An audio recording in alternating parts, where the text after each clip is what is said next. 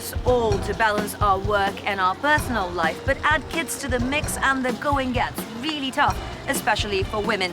I'm Maitri Sitharaman, and this week Malta is setting the stage for Real Economy's peek into the baby steps that are being taken and what's really desperately needed to ensure that Europe's mums and dads have what they need to have the children our aging population desperately needs.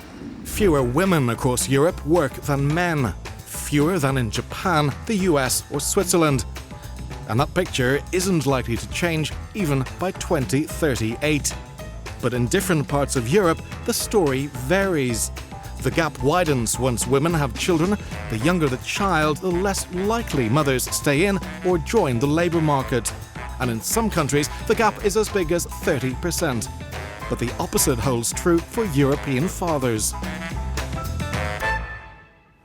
The decision to go back to work for many of us comes down to childcare costs, and they differ across Europe. 2 kids in full-time care can cost parents in Ireland and the UK close to 40% of average wage. But take a look at Austria, Sweden, Estonia, Portugal, or even Spain. It's only about 5%. But more than half of European mums say their decision to go back to work part-time or not at all comes down to hefty childcare costs. Availability, access, hours, as Fanny Gore found here in Malta and across Europe, all have an impact too. Working days start early for this Maltese family with 3 young children.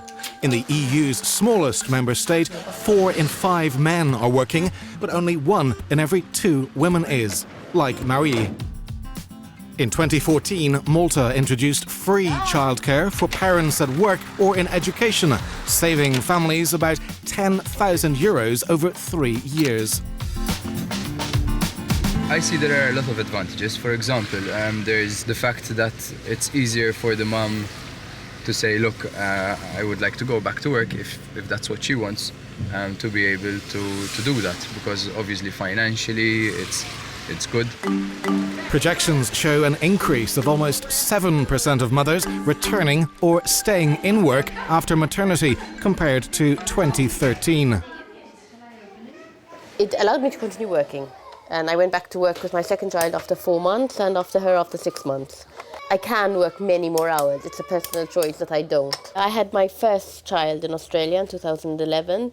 The childcares were actually all full, and we had to get a nanny initially, and it was $250 a day. So we decided that it would be better to come back to Malta. To help us look at Malta's childcare scheme as part of a bigger economy picture, joining us is the country's finance minister, Professor Edward Scicluna. Looking at the childcare scheme and its structure, what's been the impact you've seen on the economy and employment so far? Well, the impact was as expected, and perhaps even more. You know, we had a very high female participation after that. But you have to look at the background. We had a low female participation. And although there were a lot of excuses why it's so religious or cultural and so on, the real truth is obstacles. Economically, it cost a parent or a mother to send to a childcare centre more than she would earn if she... So there was no interest. Why not look at it in a wider picture of paternity and maternity leave? What's had to give? Well, maternity leave also was in the picture. We thought by extending another 4 weeks, it had a very positive effect. There were other reforms which helped, such as helping families, especially on low incomes. We made a deal whereby they will get a salary, but at the same time keep a part of the benefits. 2/3 of the first year, 45% second year, and 25%. And that has released as well a number from long-term unemployed, and in Malta's context, thousands are big numbers. Well, most of Europe, like Malta, has been focused on shorter-term issues arising from the financial crisis rather than things like maternity and paternity leaves and getting women back into work. So here's a snapshot of what the picture looks like right now and what needs to change.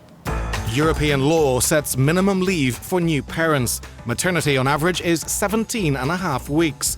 Some countries are generous with time and allowances. Some decide by the number of children.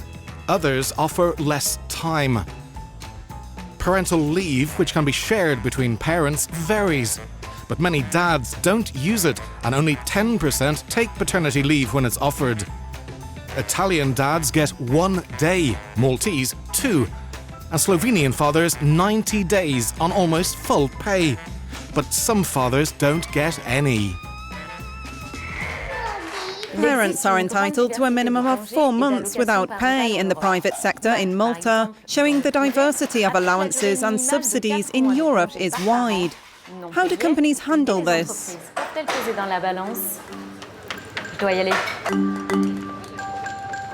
We believe that such issues are better tackled on a case-by-case basis than to have legislative measures that might make it impossible to implement. One would try to establish a common denominator which would be applicable to all the countries with their different labour markets without having adverse effects. This is the main challenge of harmonisation.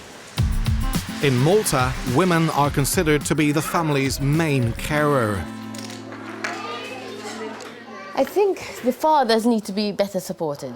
They need to be given the same opportunities as the mother. Sometimes the mother is the higher breadwinner. I have worked very hard for my career. I've studied a lot, so I wouldn't give it up. And at least now here, it's not difficult to do that. The free childcare scheme has boosted mothers' working hours, and that contributes about €2 million to Malta's small economy. Still with us is Minister Edward Scicluna. What's been your experience when it comes to attitudes of getting women back to work between unions and employers, and how do you get them both onto the table?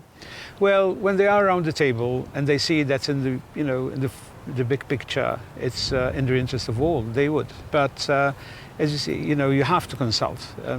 You can't just ride roughshod on them and expect that they will react. From your experiences, what would you say are the right kind of tools to give to young mothers and fathers to get women back into work after maternity? Some countries are more advanced in terms of participation, while others are less so. And the same for maternity leave. So I'm afraid then it depends on the state of development and where they stand. But there's a big chunk of countries where they are in that position who can improve the labour supply through social means. We decreased the income tax because income tax is a tax on work and moved it gradually onto consumption. So part of the package were the middle income people especially who have a big load of income tax on them. Easing them off would help people because you made work pay. It's a very simple word, but it's very effective. Minister, on that note, thank you for addressing a critical issue that sometimes feels like it gets put on the back burner a lot. And thank you for watching. We'll catch you next time.